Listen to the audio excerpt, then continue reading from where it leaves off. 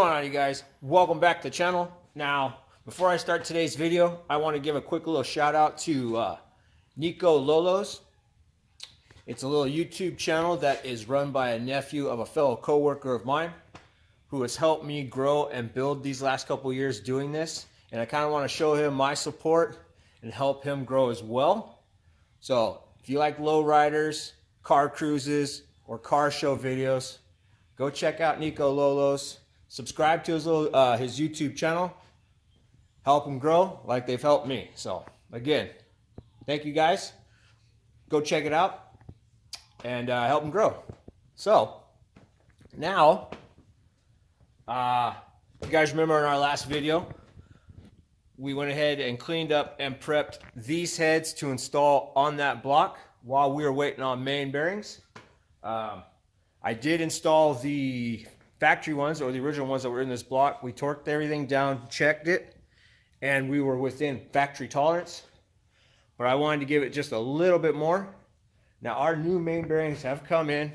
I've already pulled the caps, installed the new bearings, torqued everything down, put everything back up on the bench, and now I'm going to show you what our clearances are right now. So there is the marks from our plastic gauge.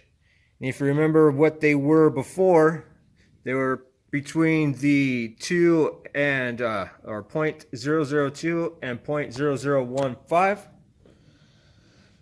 Now our clearances are, if I get you in the right spot there, between 0.002 and 0.003, which puts us right in the middle of our moderate high performance to racing with our main bearings,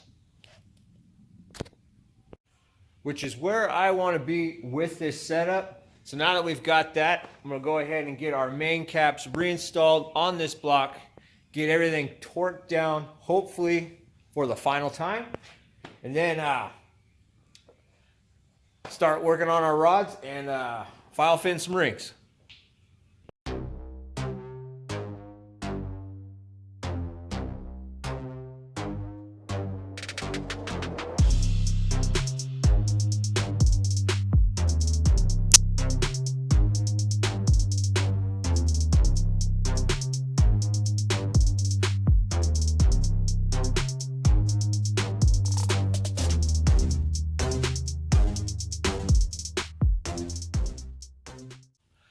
All right, crank is in, everything is torqued down, spins over quite nicely actually. But the one thing I didn't show you guys, because I kind of got ahead of myself, is I wanted to check the in-play, how much the crank moves back and forth.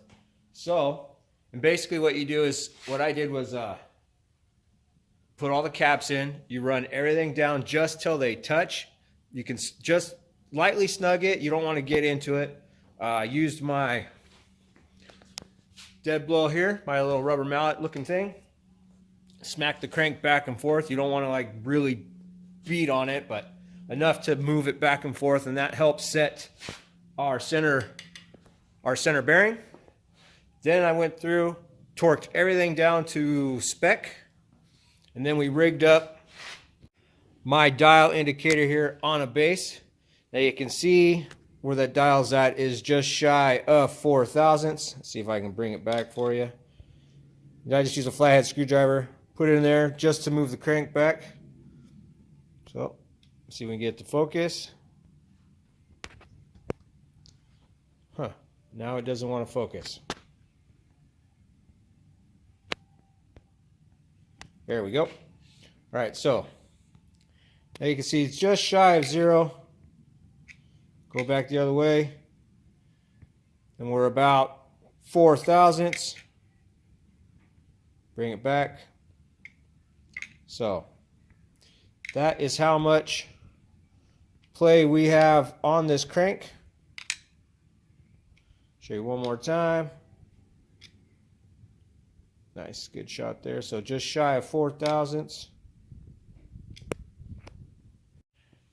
And according to our little book right here, it says you want to be between 0.0015 and 0.0078. And our block over there, or our crank, is actually just shy of 4 thousandths. So we're good. Now I can rig all that stuff down, keep going with our build. I'm gonna get myself set up, and yeah, we'll get myself set up and start checking rod bearing clearances. Now I did check the original ones prior to this because I didn't want to set myself up and wait for another set of bearings. So I ordered those bearings at the same time I ordered the mains, and they're extra clearance, another thousandths extra clearance. So we're gonna get those installed and see how they measure up. But anyways, like I said, I'm gonna get myself set up and start fitting some bearings. All right, got myself all set up. I've actually gone ahead and installed 7 of our 8 pistons. All the bearing clearances have been checked. Rings have been filed to fit. Everything installed and torqued, ready to go. I have piston number 1 sitting right here. That is the last one we need to do. So I'm going to get you set up in the little stand right here. We'll go ahead and get the piston in the hole. We're going to leave the rings off it at first. We'll get a piece of plastic gauge on that crank. We'll get it sitting right here. We'll get the cap put on it, get everything torqued. Then we'll remove it and use our little checker thing here. Check our clearances. Now I'm looking around for the 2000ths mark. And as long as it hits that, we're good to go. I don't believe there will be an issue. I mean, everything else checked out, all the other ones, but I mean, you never know. So, but anyways, get you set up here and we'll start checking our bearing.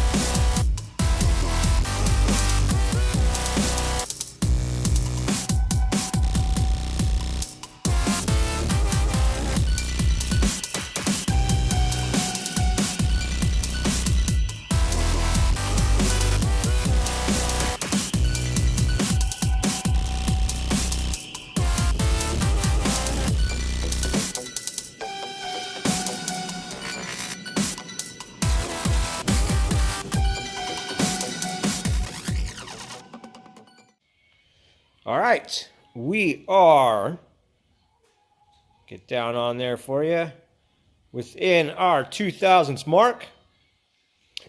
And if you come over to our little book, you will see for our rod bearings for moderate to high performance to racing, you want to be within the 0.00225 and 0.0025. So we are good to go. I figured we would be because I didn't have a problem with anything else, but it never hurts to know. So, but now that we got that checked, next thing we need to do is we'll start getting our rings file fit to the cylinder. If you don't have one of those little tools to square the ring up in the bore, you can always use your piston. I like to use the last one I'm going to install in the block. I'll put one of the old rings on the second groove or in the second groove. Use that to push the ring into the cylinder, help square everything up. I will be gapping these rings to 28 thousandths top and bottom. Some of you might say that's a little on the big side, and it is. It is a tad bit on the big side. If you were to research or get on Google per se and look it up, I believe the rule of thumb is about 6 thousandths per inch. And this bore is a 3.78. I just rounded it up to 4, which would give you 24 thousandths. I gave it a few extra thousandths because this is a junkyard build. We're doing this at home. We're using basic tools to clean up the cylinders and everything. And it's just to give me a little bit of room for inconsistency in the cylinders. It may have a slight, it may not be completely straight going all the way down or at the top. So if this was straight from the machine shop, then I would go with recommended settings. I'd do the 24 thousandths, like a 24-26.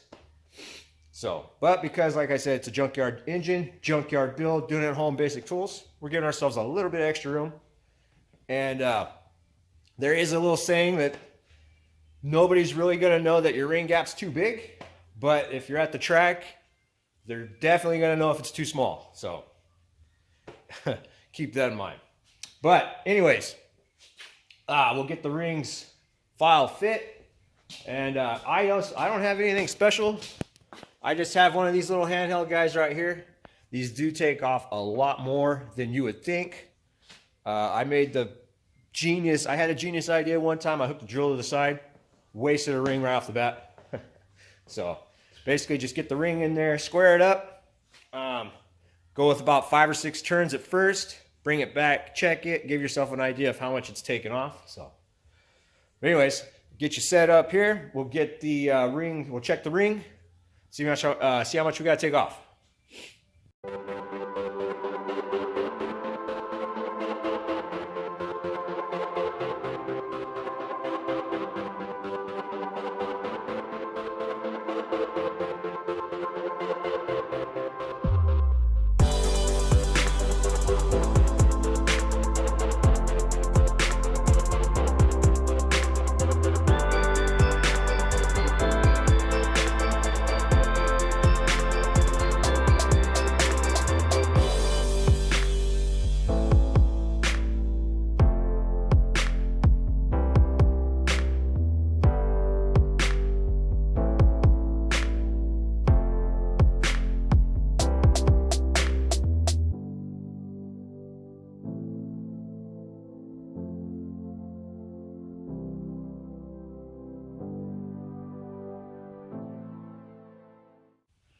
All right, rotating assembly is complete, and we are one step closer to finishing this engine and getting it in that truck down there.